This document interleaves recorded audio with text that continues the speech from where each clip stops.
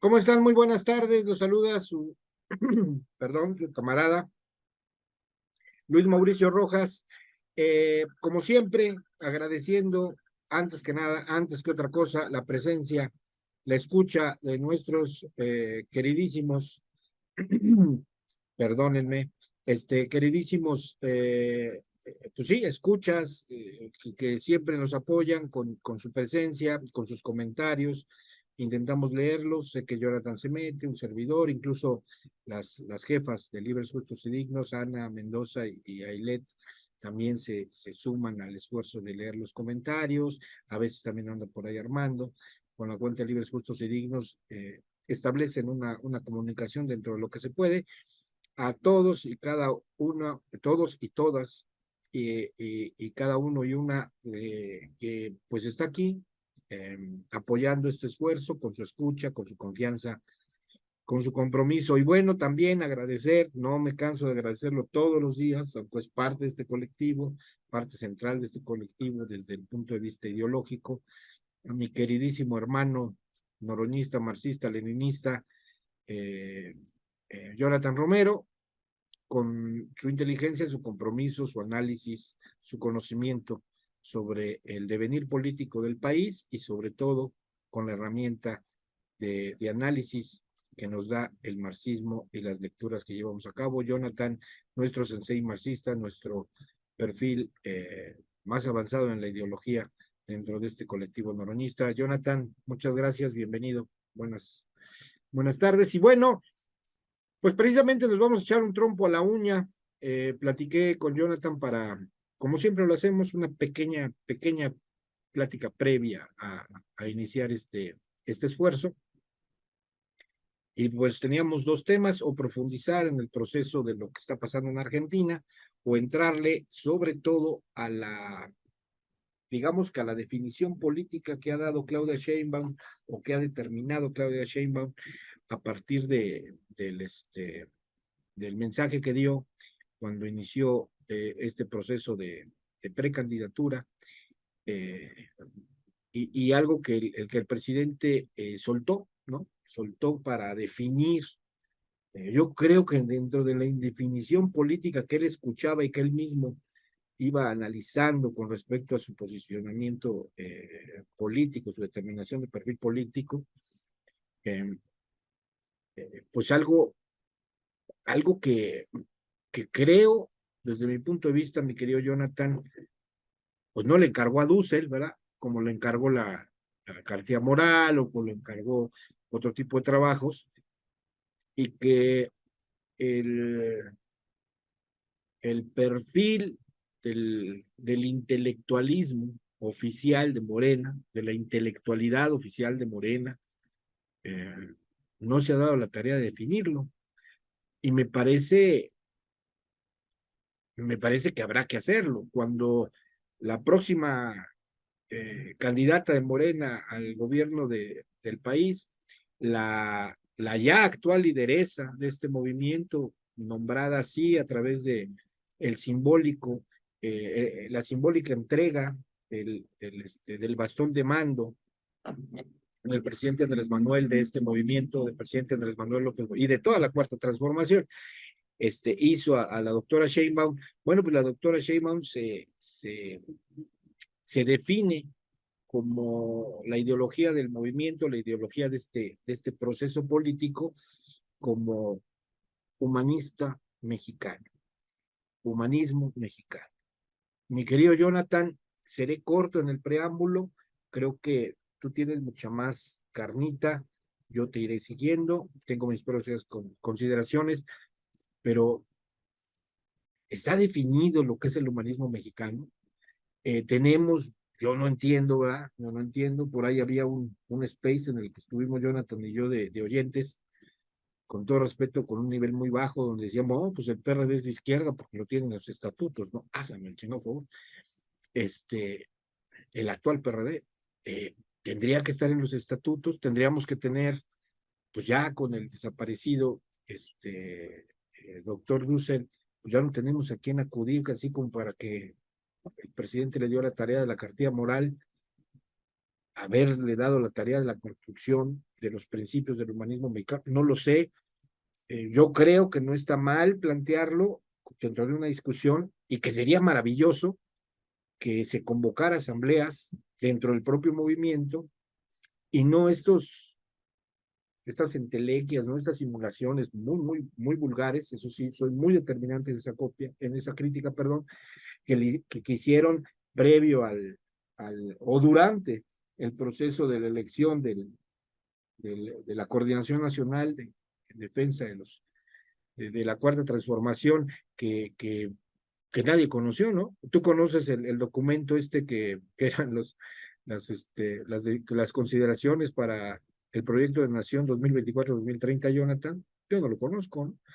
Y creo que fue una simulación barata y vulgar, y de esta entelequia, ¿no? De intelectualidad oficialista desde el morenismo, que no desde la izquierda y no desde la Cuarta Transformación como la conocemos, y no dentro del movimiento social que acuerpa y hace poderosa esta Cuarta Transformación. Este, ¿Organizarán algo así, mi querido Jonathan? ¿Tú qué propones? ¿Qué piensas sobre esto que no es comunismo, que no es socialismo, que no es pragmatismo, que no es centro, que no es izquierda, que no es derecha, que es plural, pero que se define como un humanismo mexicano? Una definición sin definición. Dale, mi hermano, gracias por estar aquí. Buenas tardes, te escucho con interés.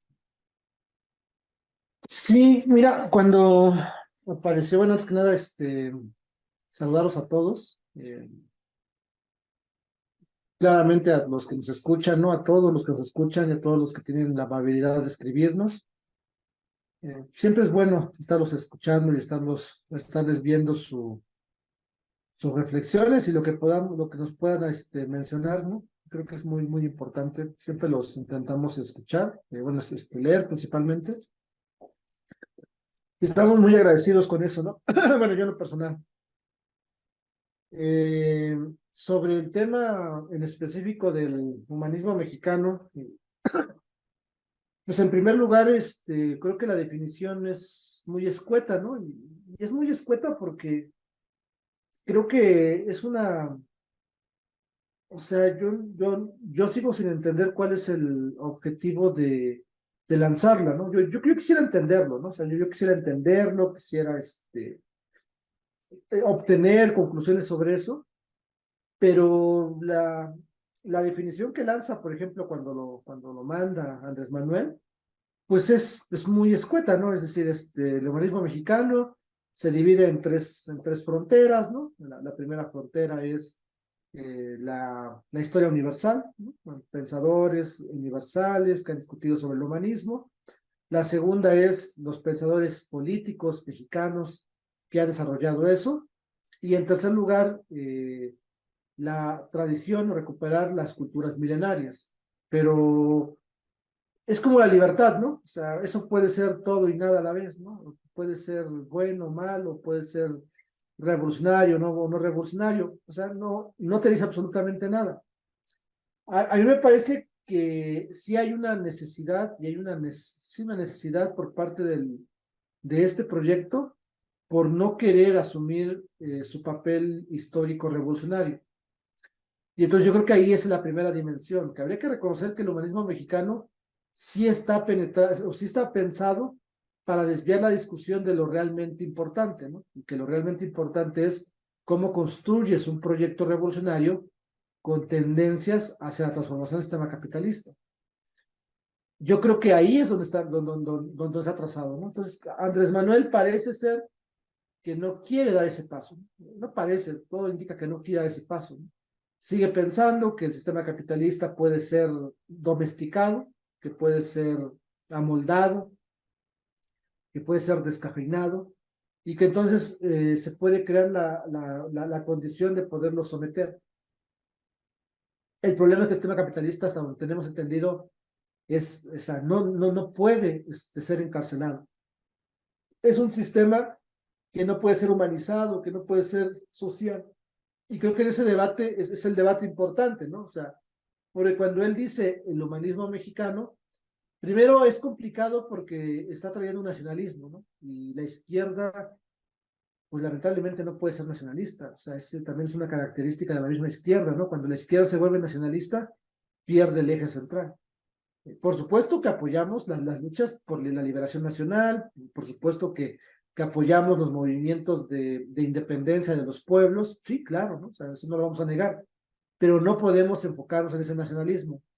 Y en segundo lugar, creo que sí está sobredimensionando o sí está intentando colocar en el centro que podemos hacer algo así como un capitalismo humanista. Y ahí está el verdadero problema, ¿no? Yo creo que está el verdadero problema porque no está haciendo o no está permitiendo que el debate gire, porque mira, no permite que el debate gire porque pone un concepto que desvía la atención.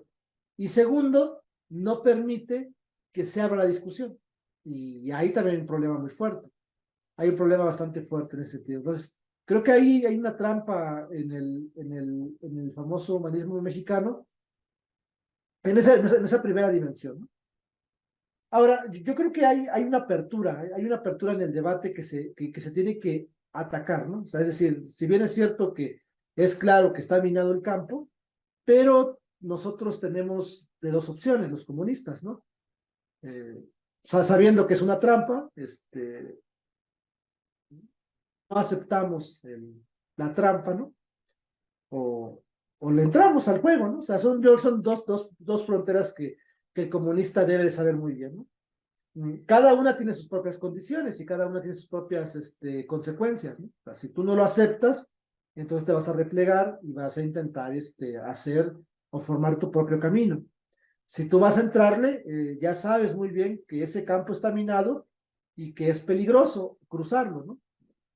Pero, como dirían por ahí, pues ¿quiénes somos nosotros para no aceptar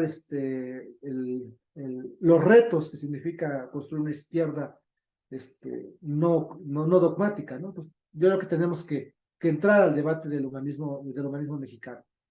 Y sobre eso, entonces, tenemos que encontrar nosotros, bueno, sobre eso, bueno, si queremos entrarle al debate, ¿no? Y si queremos activar la carta o activar la trampa, ¿no?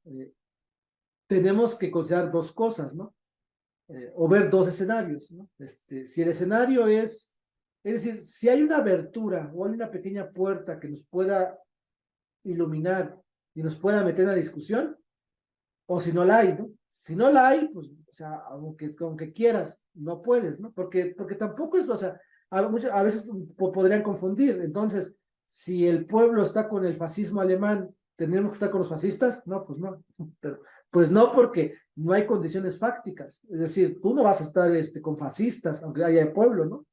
Eso no se puede, ¿no? Porque no hay las aperturas que tú necesitas. En el caso del humanismo mexicano, tendríamos que plantearnos también eso, ¿no? Si nosotros sabemos que ahí hay pueblo y que tenemos que hacer difusión del marxismo, tenemos que plantear si el concepto que lanza Andrés Manuel tiene la capacidad de que tú puedas penetrar o que tú puedas entrar y tengas margen de maniobra para poder abrir el camino de la discusión. Sobre eso yo creo que sí se puede, ¿no? Sí se puede. Yo creo que el tema donde hay que anclarlo, ¿no? En donde hay que entrar al debate y en donde hay que entrar a la disputa de la narración es en el concepto del humanismo. O sea, el humanismo es un concepto que ha sido un poco tragado por la estructura neoliberal y por la ideología burguesa, y se cree que el humanismo es lo mismo que el Renacimiento. Es decir, es esta doctrina filosófica del siglo XIV al siglo XVI en las ciudades italianas, en las ciudades estados italianas, ¿no? En donde emergieron grandes pensadores o grandes referentes como Da Vinci, Rafael, ¿no? Miguel Ángel, y dirían por ahí Donatello, ¿no? Pero no, esas son las tortugas ninjas, ¿no? Pero bueno, todos ellos, ¿no? Toda esa generación importantísima. Entonces yo creo que ahí lo que tenemos que plantear o lo que tenemos que generar desde mi muy particular punto de vista es la posibilidad que existe de poder... bueno, y entonces lo que tenemos que hacer es que tenemos que cambiar el ritmo, porque el humanismo no es eso, ¿no? Lo explicábamos un poco, creo que con el compa que invitamos al debate, ¿no? El humanismo, en todo caso, es una corriente filosófica que tiene como centro, ¿no? La doctrina de la pobreza, ¿no? Es decir, lo que pone en el centro el humanismo, en todo caso, y que tiene que ver con varias dimensiones, es que pone en el centro al humano, pero a los más pobres. Es a la pobreza, y es decir, es al empobrecido o al pobre, al que pone en el centro, y su filosofía quiere representar a esas partes de las personas. Ahí es donde está el debate, ¿no? Ahí es donde está el debate importante, porque entonces, si la filosofía del humanismo pone en el centro a las personas pobres, ¿no?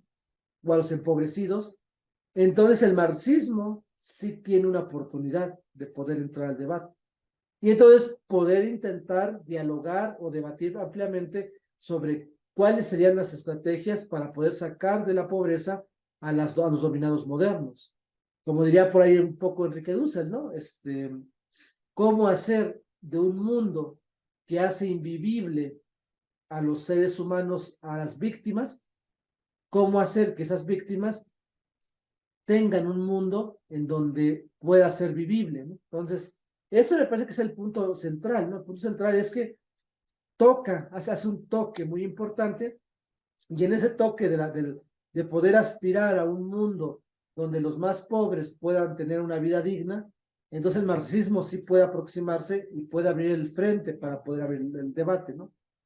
Pero es claro en ese sentido que el humanismo mexicano no va a dar las respuestas. O sea, el humanismo mexicano tiene que servirnos para poder, desde ahí, poder plantear una estrategia de poder tomar la línea que se lanza allí, y sobre esa línea, ¿no? Lo que tenemos que hacer es transitarlo hacia un comunismo, ¿no? Entonces ahí está el debate permanente, ¿no? O sea, el punto central del comunismo. Entonces, yo diría, ¿no? O sea, entonces, sí hay manera, ¿no? Porque el comunismo, como diría por ahí Ricardo Flores Magón, tiene tres grandes dimensiones, ¿no? Tiene por un lado el pensamiento universal, por otro lado el pensamiento en México, que hay mucho comunismo en México, pensadores comunistas en México, y tercero, la herencia milenaria, que la herencia milenaria en términos generales en México pues es el comunismo primitivo, lo que se conoce como el comunismo primitivo a las comunas.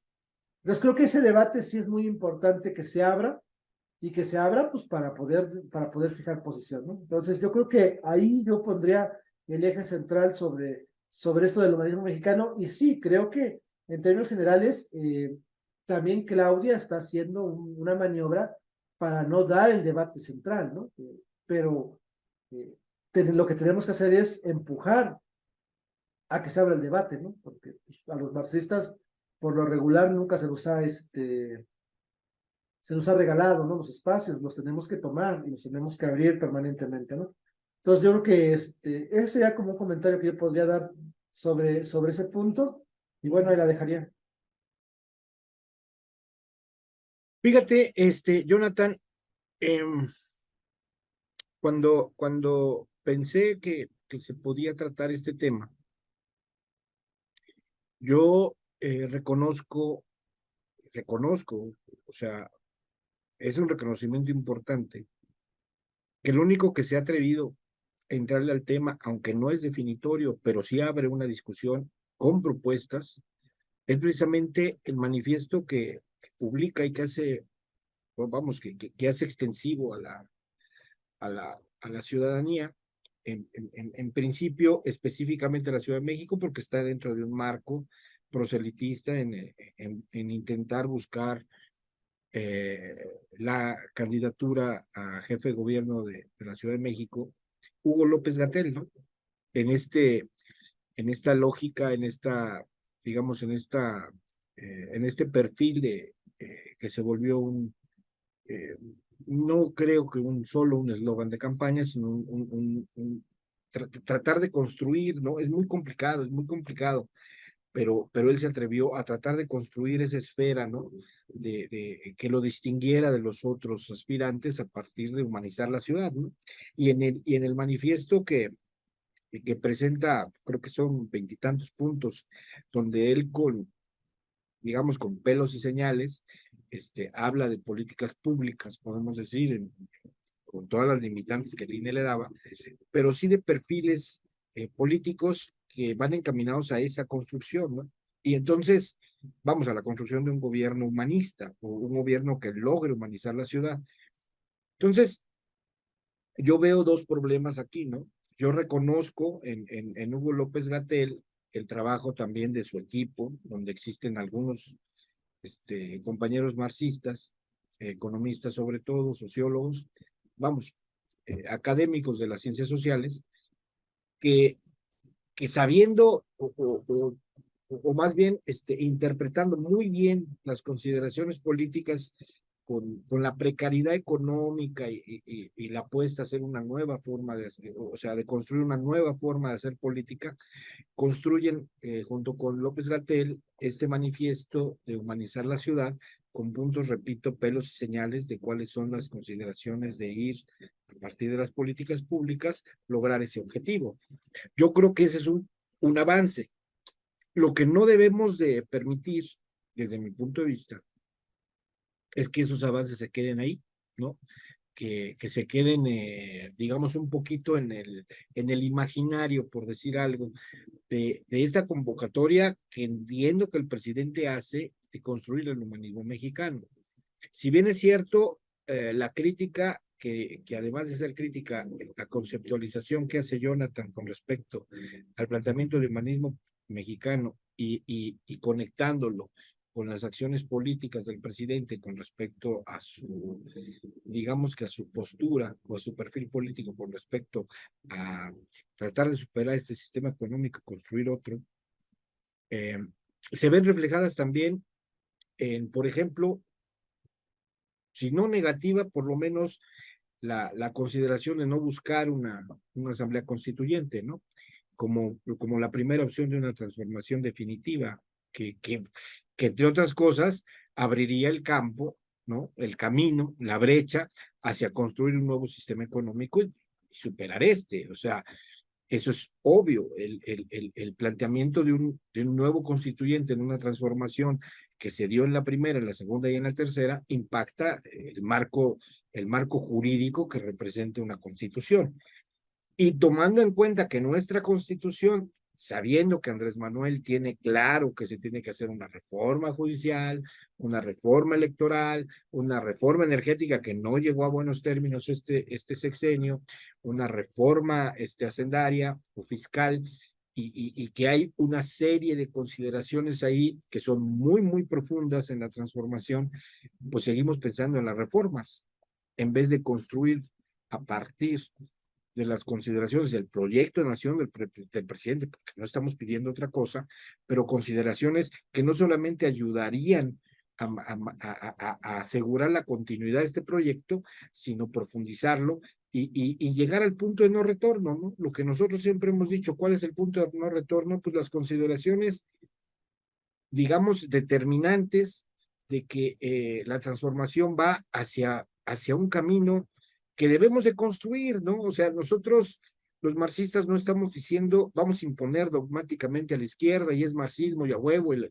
Nosotros lo que tenemos que partir es precisamente de las enseñanzas de Carlos Marx, que dice que sus textos teóricos del Capital y otros textos críticos sobre los y además militantes también de política en el contexto histórico en el que él vivió, pues no se vulgarizarían siendo, digamos, metafísicos, ¿no?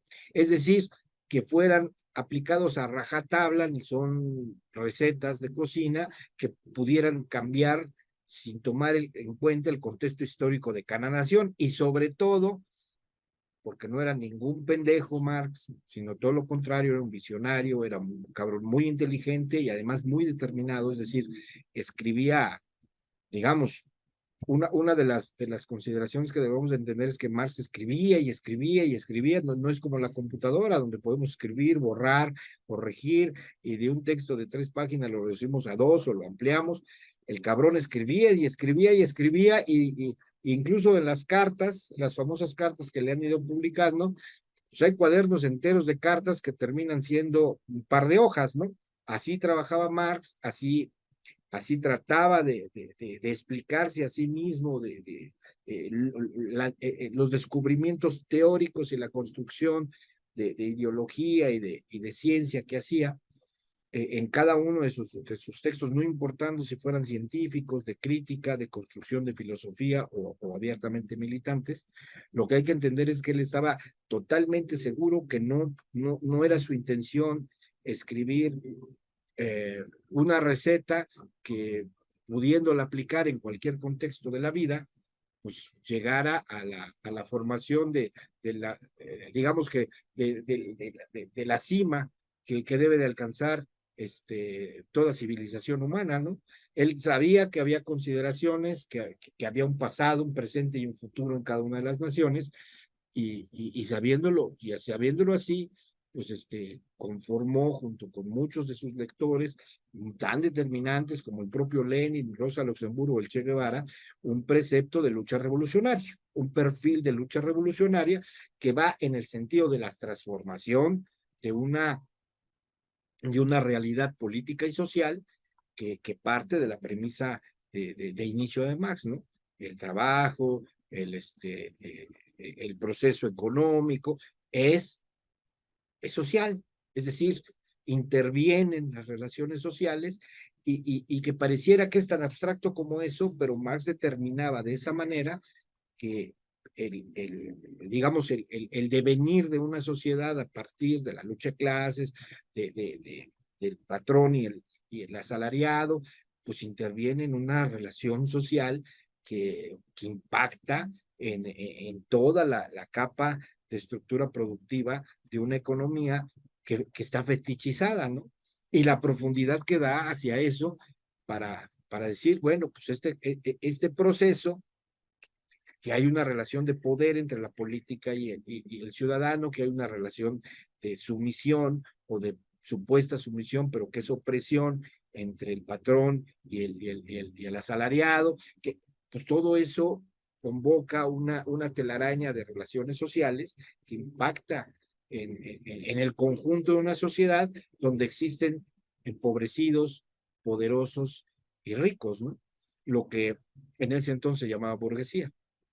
Estas cosas tan complejas, pues nosotros debemos de traerlas a la actualidad y ver que Marx no se equivocaba, que la complejidad del sistema está, eh, aunque hoy haya Internet y aunque ahora haya Bitcoin y que ahora haya otras consideraciones como lo que desarrolló Lenin y que por cierto aquí mi queridísimo Jonathan es un cabrón, es un chingón este cabrón, desarrolló, creo que sigue desarrollando, ya nos invitará a la lectura de Imperialismo, base superior del capitalismo del maestro Lenin, donde ahí explica perfectamente, y estamos hablando de principios del siglo pasado, ¿no? Donde implica perfectamente lo que ahorita estamos viendo, ¿no? El imperialismo financiero.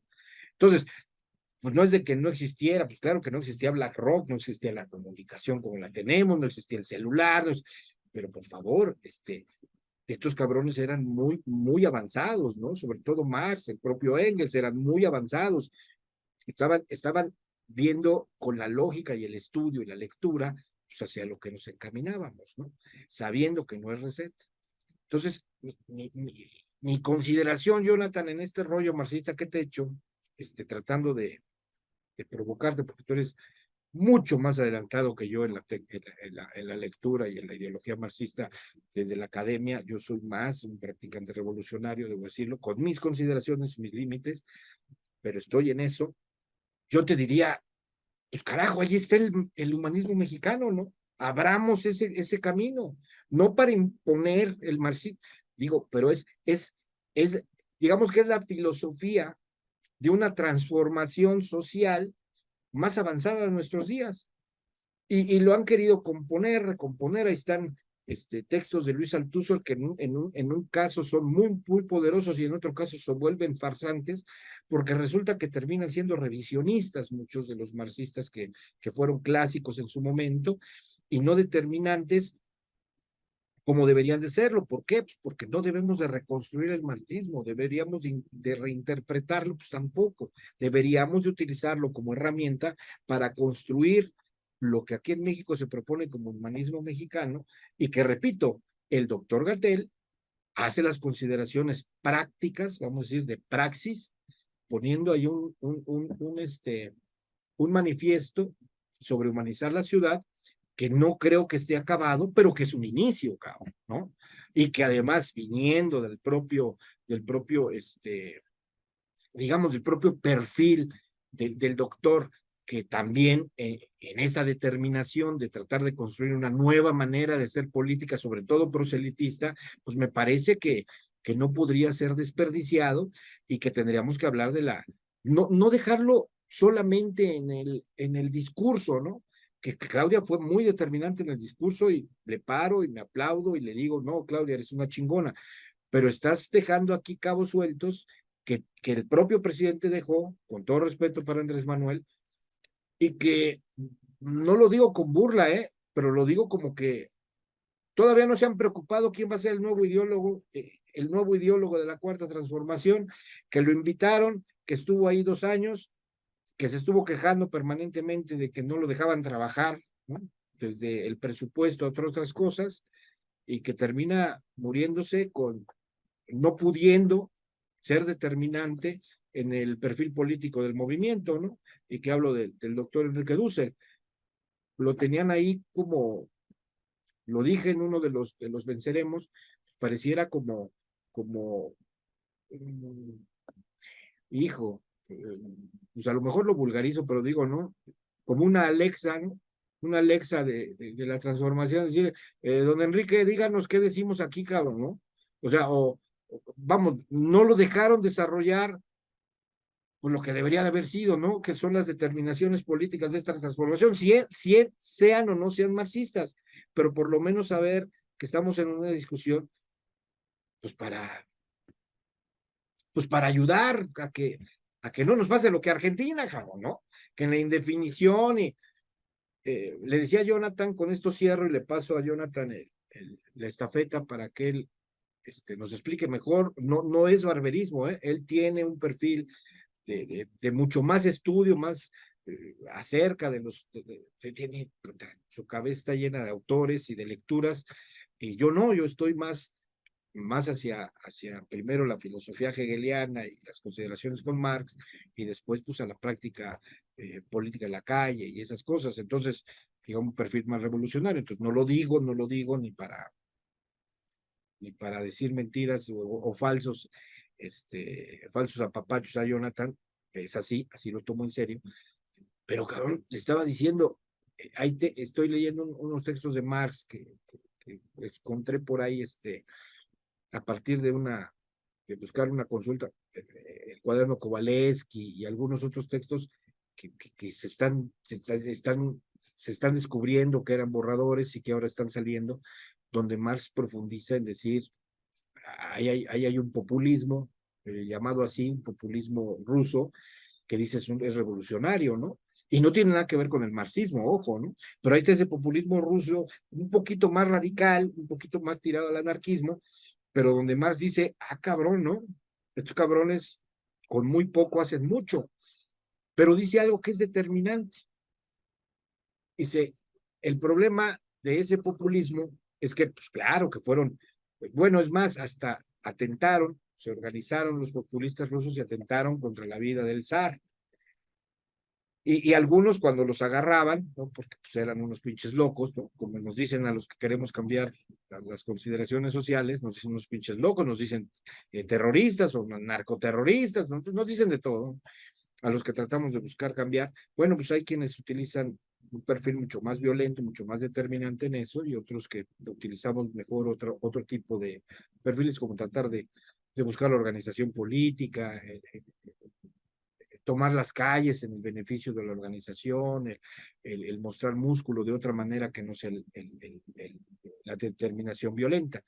Pero bueno, dice Max, ¿no? Como pasa con estos perfiles, con estos grupos que no guardan, que no construyen una ideología revolucionaria y que son violentados de igual manera que ellos violentan o más, se empiezan a volver aguados, ¿no? Poco determinantes, porque no están sometidos o sustentados a partir de un perfil filosófico, ideológico y de práctica bien cimentado, bien definido, pues terminan, como dice él, desapareciendo, ¿no? Volviéndose aguados, empezando a hacer esta especie como de acuerdos con los que querían incluso determinantemente asesinar o desaparecer, terminan en el otro polo, ¿no? El polo más aguadito, más conciliador, y bueno, pues sí, a lo mejor tienen razón, ¿no? El problema no está en el capitalismo y lo podremos, o sea, empiezan hacia allá, y el propio Marx, en esas cartas que estoy leyendo, dice en sus textos, por cierto, uno a su hija le dice, cabrón, estos señores fueron muy valientes, pero dice, fueron muy valientes, pero la valentía no es de un solo día. La valentía en la consideración de la lucha revolucionaria se debe de mantener hasta las últimas consecuencias, por si no pasa lo que pasó. Y con esto cierro, por cierto, dentro de todo este proceso y un audio que surgió por ahí, fíjense, no hay casualidades en la vida, ¿no? Pero un audio de Néstor Cojan, del compañero que debe estar ahorita muy molesto en su patria,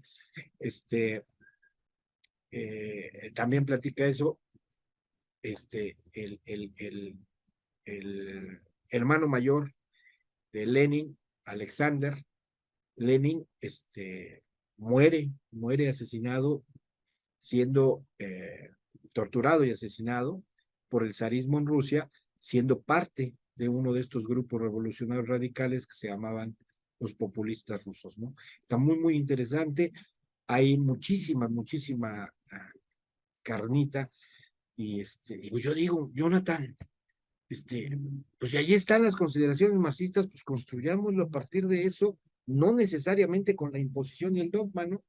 Como pues nos dicen dogmáticos, todas las lindezas que nos dicen nos vale madre, pero pues yo creo que ahí está, ¿no? El propio Gatell, si tú lees su manifiesto, pues tiene herramienta del marxismo, ¿no? Y es un manifiesto, es una propuesta en forma de manifiesto para humanizar la ciudad. No sé qué consideraciones tengas, mi hermano.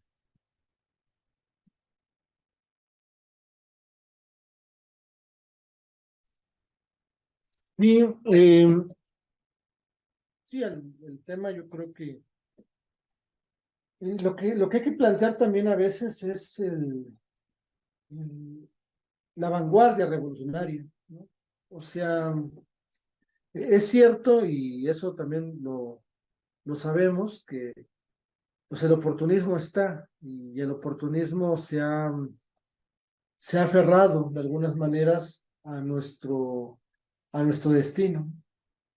Y nosotros consideramos que la mejor manera de poder combatir al oportunismo es con teoría revolucionaria. Eh, el problema es de que también tenemos que construir ese camino. Y entonces la primera dimensión que nosotros tenemos que poner en el centro es que el perfil o la línea epistémica que tenemos que agarrar y que tenemos que tomar como punto de partida, pues es lo que se va a llamar el marxismo, ¿no? O sea, sí hay que reconocer que el marxismo es la frontera más importante para poder desarrollar una propuesta hacia un porvenir diferente. Sobre eso, lo más importante es que nuestra piedra angular, nuestra coraza, nuestra arma o nuestra técnica de lucha política emancipatoria es el capital, ¿no? Cuando hablamos, por ejemplo, de que necesitamos una nueva construcción cultural, ahí yo creo que hay un elemento que sí tenemos que debatir principalmente. Estoy leyendo a Enrique Dussel porque un compañero del Twitter, que es el famoso Pato, ¿no? Lamentablemente va a ser muy difícil que lo tengamos aquí, ¿no? Para que podamos platicar con él, porque es una diva de primera y no quiere que se le vea la cara, pero bueno, es a lo mejor que se ponga una máscara, ¿no? Y pues, no hay problema, pero fíjense, él me recomendó que leyera, que viera ese video el cual nosotros hicimos un programa especial sobre Enrique Duce, que realmente yo no lo quería ver, ¿no? O sea, yo realmente yo no quería ver el texto, el video. Yo me rehusaba a verlo, ¿no? Porque tengo mis diferencias específicas con Enrique Dussel. Sí lo he leído, pero no a profundidad como lo estoy haciendo hoy, ¿no? Tampoco con la perspectiva que la tengo hoy, ¿no? O sea, yo cuando lo leí era mucho más joven y leí algunas cosas y hay influencia de mi parte. Entonces había cosas y había otras cosas que no he leído sobre él, ¿no? Que ahora estoy empezando a leer otra vez. Pero él me recomendó, ¿no? Entonces yo vi el video de Enrique Dussel yo me quedé con una muy buena, una buena sensación, ¿no? O sea, por supuesto, hay diferencias esquemáticas con Enrique Dussel, no lo vamos a negar, pero no es, o sea, no es la misma perspectiva. También tiene que ver que cuando yo lo leí, estaba muy influenciado o estaba muy cerca de Luis Arismendi, y eso, por supuesto, pesa en cualquier lectura. Hoy en día que ya nos abrimos un poco más, estamos en un círculo de estudio leyendo su obra, entonces, o sea, hay compas que lo admiran mucho y eso te va metiendo en otra sincronía, ¿no? O sea, lo vas considerando de manera diferente. Entonces, aunado a que Pato estuvo friegue y friegue con que viera ese video y que después de eso me metí a leerlo en otros textos, ¿no? Yo estoy viendo los jueves, ay, aquí lo traigo, creo que también lo voy a utilizar para un cursito que tengo ahí. Creo que me va a salvar, fíjense, ¿no? Creo que me va a salvar de una clase que, bueno, ya no quiero hablar sobre mis pesares como docente, ¿no? Pero es este texto que estamos revisando y estoy revisando otros más, ¿no? Entonces, me ha dado la tarea de profundizar y hay una parte de Enrique Dussel que él menciona, ¿no? Él dice, bueno, dice, yo no soy marxista, ¿no? Él lo aclara, dice, yo no soy marxista, no lo he sido, y dice, lo que yo hice a los 40 años, él menciona que a los 40 años, él se metió a estudiar marxismo profundamente. Aunque él no era marxista, pero tampoco es que él fuera de derecha, ¿no? Él dice que no era marxista porque no pertenecía a los grupos, principalmente el marxismo-leninismo. A eso se está refiriendo, ¿no? A ese marxismo se está refiriendo, que es el marxismo ortodoxo. Lo cual yo respeto, ya en este momento de la época, ya no podría decir más porque ya no está con nosotros, ¿no? En todo caso, lo que hay que hacer es leer su obra y desde ahí sacar qué es lo que sirve, ¿no? Y qué nos podría apuntalar. Y él reconoce que a los 40 años él leyó profundamente a Marx y que él se dio cuenta desde ahí, ¿no? Que los marxistas no habían leído a Marx, que es algo que también yo tengo como una premisa, ¿no? Que hay muchos marxistas que dicen que leen a Marx, pero no los leen. Y eso me lleva al punto en el que estaba yo comentando sobre que la revolución cultural requiere eso. O sea, es que ahí está la primera punta de lanza. O sea, ¿cómo tendría que comenzar una revolución cultural? La lectura de Marx. O sea, es tu primer fenómeno, es decir, es tu primer punto de arranque. O sea, nadie que quiera hacer una revolución cultural desde la izquierda debe de pasar por alto que es Marx al que tienes que leer. Fíjense, ¿no? O sea, Enrique Dussel, y me parece bien interesante porque en este texto que se llama Marx y la modernidad, que son las conferencias, que es la tercera conferencia, la tercera es una tercera, bueno, aquí no tengo bueno, ya todavía tengo el condenado, es que me compré un Kindle, ¿no? Porque había comprado otro chino, pero valió madres porque era chino, ¿no? Entonces no servía, me compré ahora sí el Kindle chido, y ahí ando bien feliz porque ya ando leyendo mis textos en PDF, ¿no? Pues es mucho más fácil leerlos, por supuesto.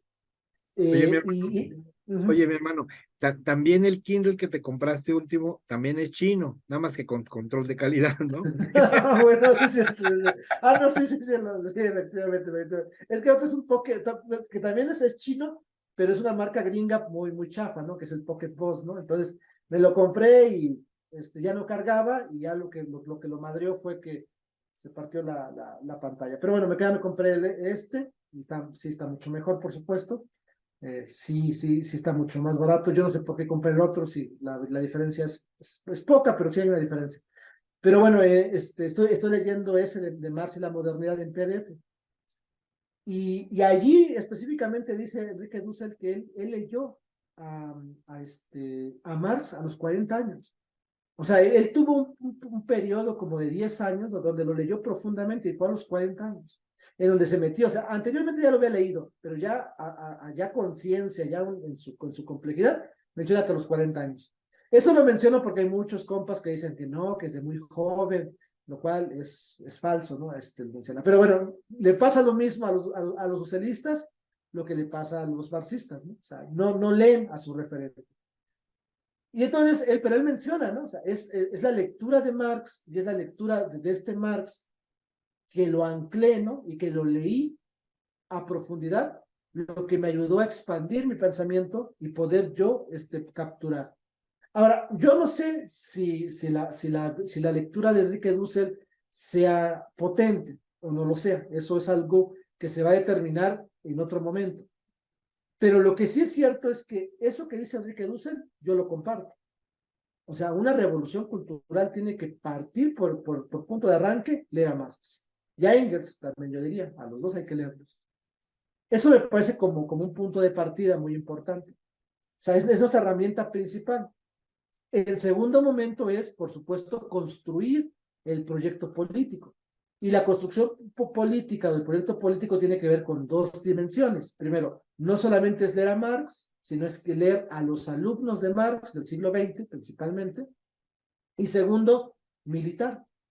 O sea, si tú no militas y si tú no lees a los herederos o a los que se hicieron llamar marxistas, entonces lo que va a pasar es que no vas a tener capacidad de poder entender las dimensiones de la aplicación de la teoría de Marx. Porque lo que se va a ver en el siglo XX no es, no es la obra de Marx, son las diferentes praxis revolucionarias que se dieron en el siglo XX. Y cada praxis va a tener un momento histórico y un contexto geográfico. Y yo diría, hasta un contexto de género, porque no es lo mismo las mujeres peleando que los hombres, ¿no? Y no es lo mismo las mujeres de Asia que las mujeres de Europa. No es lo mismo las mujeres de África que las de Europa. O sea, es muy complicado, ¿no? O sea, por mucho que la camarada, Pantera Negra, ¿cómo se llama? Angela Davis sufrió lo que sufrió, bueno, pues hay que ver las compañeras del África, lo que sufrieron. Entonces, es mucho más difícil. Bueno, el marxismo hoy que se vive en Palestina, por supuesto que es mucho más complicado que el marxismo que se vive en Latinoamérica, ¿no? Por sus propias condiciones históricas. Entonces, esa es la segunda parte, ¿no? La segunda parte no solamente es leer nuestra literatura desde Marx, sino leer a nuestros literatos, ¿no? Y entonces desde ahí poder militar permanentemente. Yo sé que van a decir, pero también hay que leer otras cosas que no son marxismo. Por supuesto, eso no lo estoy negando, ¿no? Pero eso ya va de por mes, eso ya es una cuestión que cada quien tiene que tomar, porque además leerlos a los demás requiere otras condiciones, pero eso, por supuesto, yo estoy de acuerdo que hay que leer a la literatura burguesa desde sus propios límites. Pero lo primordial es tener una estructura de nuestros pensadores de izquierda, principalmente en ese sentido, y poder militarlos. Y el tercer momento es que todo eso que leamos, todo eso que tengamos en el proceso, lo podamos aplicar en la militancia política, sin calca y siendo originales, ¿no? Entonces, pero ese es el último momento, ¿no? Y ese es el más difícil. Porque lo que pasa con los partidos comunistas es que quieren hacer recetas, ¿no? Entonces, si Trotsky te dijo que el proyecto político tiene que tener 10 pasos, pues tienes que hacer los 10 pasos, ¿no? Si te dijo Lenin que son 15, tienes que hacer 15. Si te dijo Stalin que son 20, son 20. Entonces, eso es lo complicado. No tenemos que hacer calcas ni tenemos que ser originales.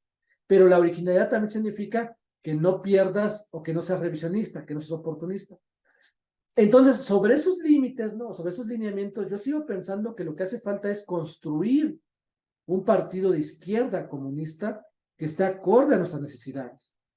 No va a ser Claudia. O sea, a mí me queda muy claro que con lo que hace con Rommel Pacheco, no es que vaya a ser traidora, ¿no?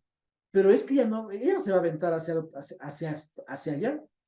Eso me parece muy característico. Yo también sé, y cerraría con eso, que lo único que le pudo haber hecho es Noroña. Y el que está dispuesto a hacerlo es Noroña. El problema es que no nos alcanzó. Ya mencionó el bien Luis Mauricio, ¿no? Pues lo que nos toca es pensar que hay que cuidar al Noroña, ¿no? No hay que hacerlo enojar tanto para que no se vaya a enfermar el cabrón de un chicoraje, ¿no? No, o sea, tenemos que cuidarlo, ¿no? Y cuidarlo políticamente, en su salud, acompañarlo, que se sienta fortalecido, que se sienta con camaradas, que sienta que estamos detrás con él y que estamos apoyándolo, que también es muy importante, además de su salud, su estado anímico, porque puede estar muy bien de salud, pero si tu estado anímico decae, te puede matar. O sea, pocos están hablando de eso, ¿no? De que a veces estás bien feliz, ¿no? Y te decae tu estado anímico y te baja las defensas y te puede llevar, o sea, te puedes ir de este mundo. Entonces, por supuesto que hay que apostar por eso, ¿no? Que tenemos 6 años para construir una hegemonía al lado del diputado, que tenemos 6 años para construir una línea política con base en su figura y en su perfil político, eh, y que otra vez no va a ser Claudia. Lo que tenemos que hacer en ese sentido es fortalecer, o sea, es que va a ser muy complicado que le digamos a Claudia que se vuelva comunista, ¿no? Cuando abiertamente no lo quiere ser. Entonces, el problema es que necesitamos empujar al perfil que podría dar la pauta y podría abrir los caminos para que a lo mejor se abra el comunismo en Morena, para que se abra el comunismo en la cuarta transformación, que se abra el comunismo en los aliados, ¿no? En el Partido Verde, quién sabe, ¿no? O sea, no quiero ser tan utópico, ¿no? Pero sí en el Partido del Trabajo. Entonces, es el diputado el que te puede generar esas condiciones y en ese sentido, entonces nosotros tenemos que apostar en esa línea, ¿no? O sea, Claudia no nos va a salvar de este escenario, o sea, no nos va a abrir los espacios, yo creo, pero tampoco nos va a cerrar, ¿no? Entonces yo creo que desde ahí sí podemos construir nosotros un camino muy, muy interesante y creo que ahí está nuestra plataforma. Tenemos el perfil, yo creo que tenemos un gran perfil, apoyamos a un gran perfil que es el diputado, que abiertamente dice que sí quiere cambiar el sistema económico. Eso a lo mejor no lo dice Hugo López Gatell, lo esconde, ¿no? Lo esconde, y eso también significa una indefinición, no al estilo de Claudia, pero sí significa de que algo está pasando allí. Entonces, y el diputado, ¿no? Entonces, el perfil original, el perfil del siglo XXI, el perfil yo creo que más, o sea, el que tiene las cualidades como para poder arrancarle al oportunismo en la política en la cuarta transformación y poder liderar un proyecto a nivel nacional y eso que se catapulte como un proyecto a nivel regional latinoamericano, me parece que sigue siendo el diputado Noroña. Yo sigo pensando que ahí está la jugada, ahí está la apuesta, es una apuesta política, pero esa apuesta política no se va a hacer de las buenas intenciones, va a tener que ser trabajando políticamente, no bajar la guardia, no caer en las tentaciones de la política oportunista, porque no sabemos, ¿no? Ahorita estamos tranquilitos porque somos 2, 3 personas, ¿no? Con 100, pero si esto empieza a germinar, porque parece que no, pero ya hay mucha gente en Latinoamérica también que está empezando a ver al diputado, me parece que creo que con buenos ojos, ¿no? Hay comunistas en el Perú que yo conozco, yo cierro diciendo, no sé si lo he contado, pero yo ya escribí un texto para una revista peruana de comunistas sobre Enrique Dussel, ¿no? Y por supuesto, ¿no? O sea, pues, lo que va sobre Enrique Dussel es, sin decirlo, está el perfil del diputado Noroña. O sea, sí, nada más que no lo puedo decir, por supuesto, ¿no? O a lo mejor me faltó decirlo, ahorita que me acuerdo, lo pude haber puesto en la introducción la que me costó, pero viene el perfil del diputado, o sea, no es una cuestión de Enrique Dussel, no, Enrique Dussel, no, es decir, plantea ahí las lineamientos epistémicos del cambio económico, de la revolución cultural, de la cuestión política, es decir, el diputado dice, ¿no? Organícense, y Enrique Dussel dice, organícense. El diputado dice, cambiamos el sistema económico. Enrique Dussel dice, cambiemos el sistema económico. Dice Noroña, ¿no? Pensemos, hagamos una revolución cultural. Bueno, Enrique Dussel dice, hagamos una revolución cultural. Y cerramos pensando, ¿no? En ese cierre que tengo, yo menciono, ¿no? La única manera de poder salvar a la naturaleza es cambiar el sistema económico. Bueno, Enrique Dussel lo dice, el diputado Noroña lo dice. Bueno, pues, pero eso es muy importante, ¿no? O sea, es decir, el diputado va a tener, o sea, tenemos que abrirle los caminos y lo vamos a tener que hacer tarde que temprano, seguir empujando porque creemos, yo creo que y se raya con eso, ¿no? En los tiempos de turbulencia que vivimos, tanto para América Latina como para México, ese perfil se vuelve sumamente importante. No sé si pueda estar a la altura de Hugo Chávez, eso es una locura, ¿no? Pues poder mandarlo hacia ese nivel, no, no cualquiera y no en cualquier momento, pero me pareciera que tendría que ser nuestro objetivo, ¿no? O sea, al menos no llegar a ese nivel o superar lo que hizo Hugo Chávez en aquella gran patria llamada Venezuela.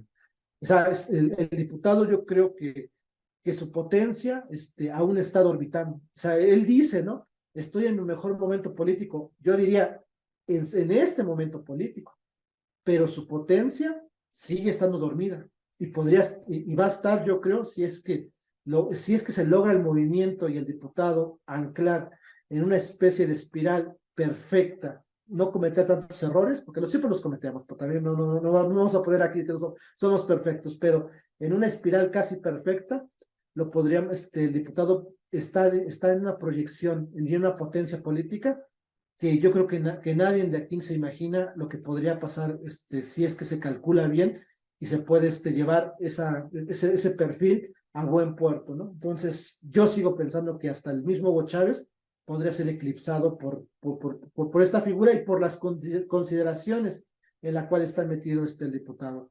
Y se raya con eso, y que es en este momento el perfil de izquierda marxista que tiene mayor proyección política, ¿no? Por muchas cosas que hemos comentado, y eso se ve en las elecciones nacionales en Argentina. Bregman, con toda su sapienza, 2%. El diputado Noroña, a lo mejor no es Bregman en esta situación no elegante del marxismo academicista, ¿no? Más aquí, más pulcro, trotskista también Bregman, ¿no? Y definida en un partido político como el MTS, pero desde un marxismo militante, desde un marxismo popular, desde un marxismo plebeyo, que a mí me gusta muchísimo esa parte del marxismo plebeyo del diputado, sacó 12.5%, lo cual yo creería que Bregman lo hubiera querido para la Argentina en un fin de semana, ¿no? Entonces, creo que está muy, muy importante lo que está pasando y que sí es cierto, ¿no? No tenemos que caer en el derrotismo, tampoco en la cuestión de que no pasa nada en México con lo que pasa con Milei, pero seguimos teniendo, yo creo, la carta más fuerte en México para poder impulsar un proyecto que vacune al fascismo en México y en América Latina, y que podría ser el referente para poder aglutinar a todas las demás fuerzas. Entonces, ahí está, yo creo, que nuestra fuerza, y bueno, pues aunque algunos no lo crean,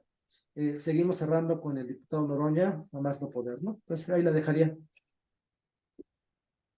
Fíjate, mi querido Jonathan, ya para cerrar, eh, eh, eh, voy a decir dos cosas que a lo mejor me cuestan ahí una exhibida, ¿no? Ya sabes, pero pues la verdad es que me vale madre porque yo sí las creo, lo que voy a decir lo creo, y bueno, tú me has enseñado, porque sí me has dado esa lección, hay que decir las cosas como son, ¿no? Primero, ¿qué le falta en esta determinación de irse hacia el famoso humanismo mexicano que está, yo creo que todavía indefinido? ¿Qué le falta al doctor Hugo Gatell para plantear la construcción de un nuevo sistema económico? ¿Qué le falta a algunos compañeros muy queridos, ¿no? Marxistas que también se detienen un poco en esa determinación? Pues una consideración que se convierte en apotema, ¿no? Y que además es de derecha y que además es contrarrevolucionaria, ¿no? Al, al capitalismo no se le puede superar, solamente se le puede acotar.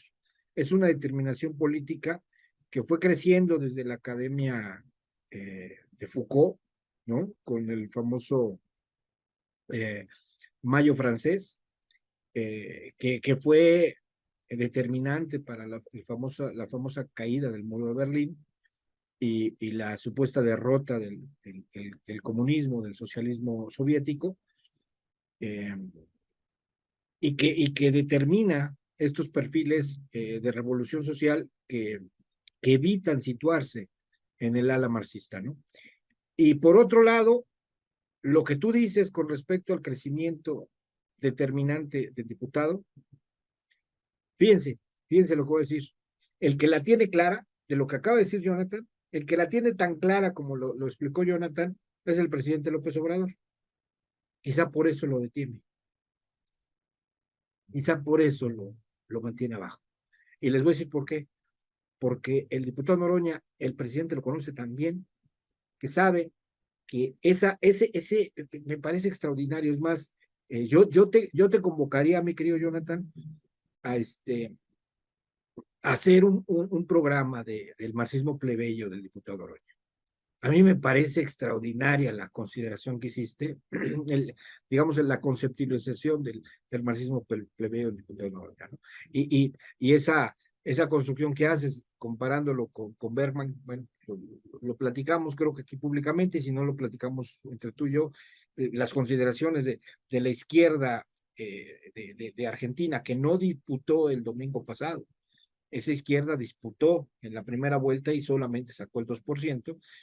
La grandeza política del propio diputado, que creo que los únicos dos que la tienen clara, perdón que lo diga así, son el propio Andrés Manuel y el propio diputado, evita, o sea, porque no hay una vulgaridad de envidia, no hay una vulgaridad de ego, lo he ido entendiendo así, sino una determinación que le cambiará el rumbo a esta cuarta transformación de lo que piensa el presidente con sus limitaciones, ¿no? Es decir, no las limitaciones del presidente, sino del propio proyecto, porque el presidente está convencido que no es el camino del socialismo ni el camino de la construcción de un nuevo sistema económico lo que va a llevar a esta transformación.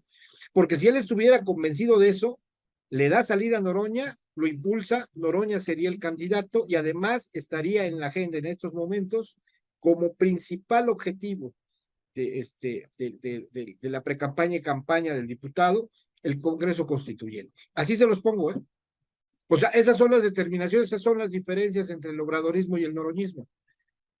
Pero ¿qué pasa con el presidente cuando ve que a Noroña lo tiene que meter a huevo? Y fíjate que Noroña, en una de sus pláticas, me pareció extraordinario, porque es un cabrón, en el buen sentido de la palabra, cuando le están diciendo, si te hubieras afiliado a Morena y le están escribiendo ahí, él dice, no, cabrón, si me afilio a Morena, el presidente no me deja participar, ¿no?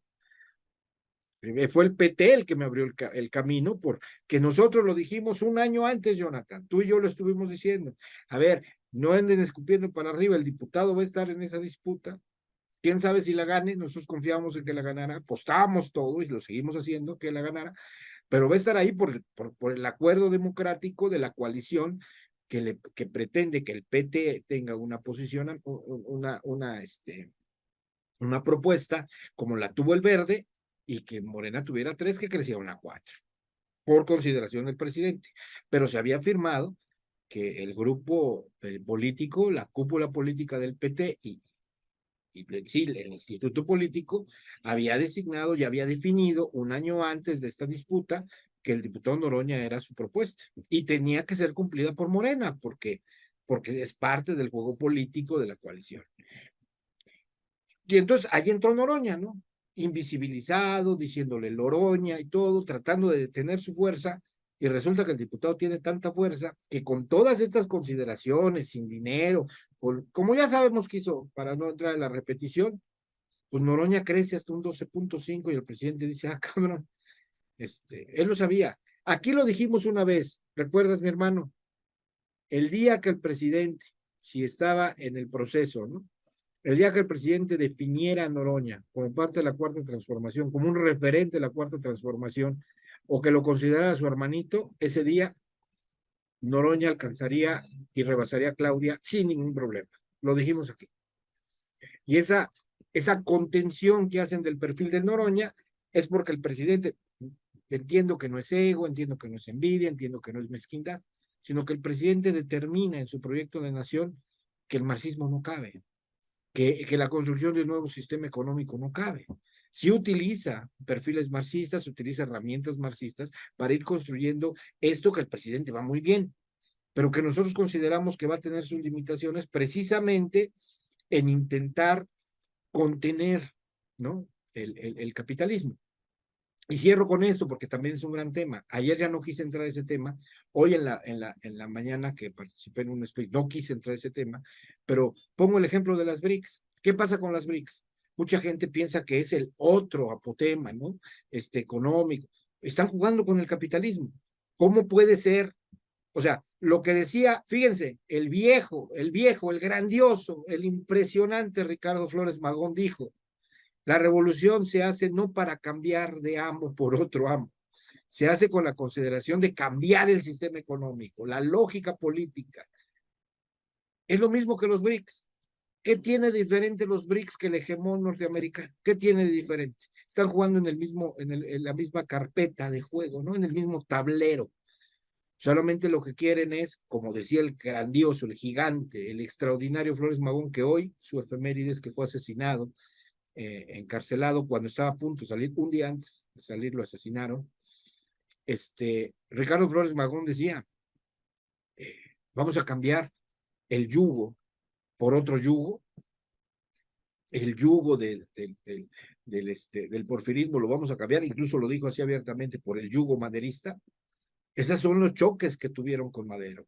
Esos revolucionarios, los primeros convocantes, las primeras reyertas revolucionarias armadas las organizó Ricardo Flores Magón, que por cierto ahí falleció o perdió la vida, uno de los ejes importantísimos de la labor política de Ricardo Flores Magón, que fue Práxedis Guerrero, ¿no?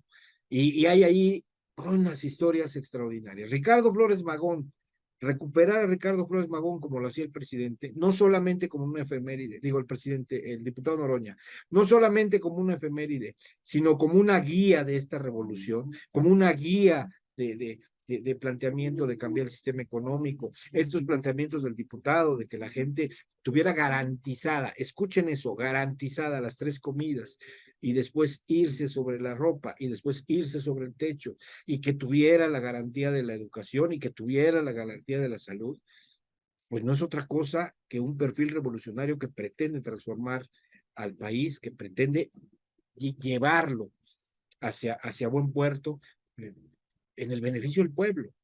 Y eso solamente se logra con un constituyente. Bueno, pues ese camino no lo lleva Andrés. Y no lo lleva Andrés y nosotros lo podemos criticar, podemos estar o no estar de acuerdo con él. Son sus consideraciones, digo, no tiene que ser a huevo. Pero ahí está la contención hacia el diputado Noroña, viene de ahí.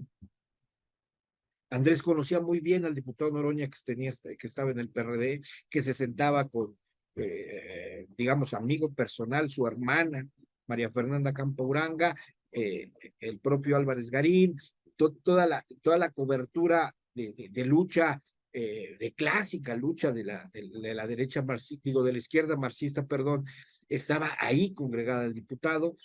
Sabe que es el último de los mohicanos de ese grupo, porque ya hasta Balfre nos abandonó, pero ahí está el diputado, ¿no? Como el último de los mohicanos, con sus determinaciones, con su perfil bien definido, y pues Andrés dice, si me crees este cabrón me cambia todo el proyecto, ¿no? Ese es lo que yo creo, ¿eh? Son mis palabras, yo aprendo de Jonathan, de comprometerse con las palabras y decir las cosas que pensamos. Podemos o no estar equivocados, pero pues hacemos el análisis a partir de lo que vemos, ¿no? Y es cierto, ¿no? El diputado estará compitiendo en el espacio político libre de la Cámara de Diputados y tendremos que, o sea, el diputado no perdió hace meses. Lo que hizo fue hacer una parada en esta lucha, que sí nos gustaría que el diputado estuviera 10 años menos, por supuesto, ¿no? Porque entonces lo estaríamos completamente catapultando, pero lo tendremos que hacer. Tendremos que ser una apuesta política, porque honestamente, y tampoco es crítica para Claudia, son determinaciones políticas que nosotros vemos, pues tampoco está ese perfil de agenda que nosotros vemos en Noroña y que no vemos en nadie más en la 4T, pues lo tendremos que impulsar. Y esas son nuestras consideraciones, hay que decirlo claramente, podemos o no estar equivocados, el tiempo pues nos pondrá a todos cada quien en su lugar, pero nosotros no quitamos el dedo del renglón, ¿no? El noroñismo está para quedarse y el diputado tendrá que llegar a la silla presidencial más tarde que temprano. Y el 2030 No creo que sea conveniente estarlo hablando ahorita, pero ahorita lo decimos en el contexto de nuestro análisis. El 2030 es una apuesta y hay que seguir acorpando al diputado y hay que seguir poniendo en claro hasta donde nuestros límites nos permitan cuál es la agenda que nosotros abrazamos para esta cuarta transformación. Y yo creo que el juego de la democracia, de buscar espacios, de tratar de influir en las determinaciones de nuestro pensamiento, pues se vale. En la cuarta transformación seremos disidencia, pero una disidencia militante, ¿no? En el sentido claro del concepto en la política nacional e internacional, ¿no? Si tendremos que ser disidencia porque tenemos otras determinaciones en la agenda, pues tendremos que hacerlo desde la militancia. Yo creo que no hay otro camino. Gracias, Jonathan. ¿Algo más que quieras decir? ¿Tú crees que ya con eso fue suficiente? Te lo agradezco muchísimo. Jonathan Romero, nuestro sensei del marxismo, escúchenlo, búsquenlo en Twitter, en sus space, siempre nos lo quieren robar los cabrones, no llegan los peruanos y se lo quieren llevar a Perú, llegan los patos y quieren convertirlo en la logia de Dogs and Black, ¿no? Que le llaman, ya lo quieren invitar allá a Arizona, que se vaya el cabrón allá a politizar. No, este cabrón es rockstar, ¿no? Entonces, no, de veras, lo digo con sorna, pero también él sabe que le tengo una admiración y un cariño muy especial, Jonathan Romero, y que lo recomiendo de veras, es determinante, sus planteamientos son muy buenos, no digo que perfectos, como él dice, pues todos nos equivocamos, pero este cabrón se equivoca poco. ¿Y saben por qué? Porque tiene congruencia, tiene lectura, y yo he aprendido muchísimo con este cabrón, ¿no? Yo respeto, ya estoy viejo, aunque Dussel empezó a los 40, pues yo he leído muchísimo Marx, pero repito, desde otro perfil, este güey es más académico, más clásico, yo soy un poco más ortodoxo en la revolución social, pero este cabrón además pues tiene el tesoro que ya no tenemos ni Noroña ni yo, ¿no? Que es la juventud.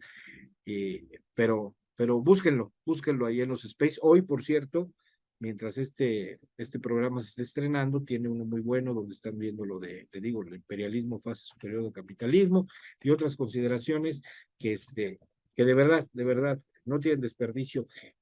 Si no creen en esta cosa, pues por lo menos este cabrón les da las herramientas ahí para que no crean con propósito, ¿no? Y lean a Marx, ¿no? Para criticarlo y para reconocerlo. Intenten hacerlo, si no, se los digo con respeto, pues mejor hay que callarlos, ¿no? Si no leemos a Marx, pues no tenemos por qué criticarlo ni apoyarlo. Muchas gracias, mi querido Jonathan, cuídate mucho, un abrazo, libres, justos y dignos. Saludo a las dos jefas, Ana Mendoza, Ailet, y al subjefe, el queridísimo Armando, ¿no? Jonathan y yo somos unos pinches mortales. Los jefes son esos cabrones, ¿no? Cabronas y cabrón y cabronas. Y ellas se la saben que se lo digo con respeto y sobre todo con mucho cariño y admiración. Gracias, Jonathan. Cuídate mucho. Buenas noches.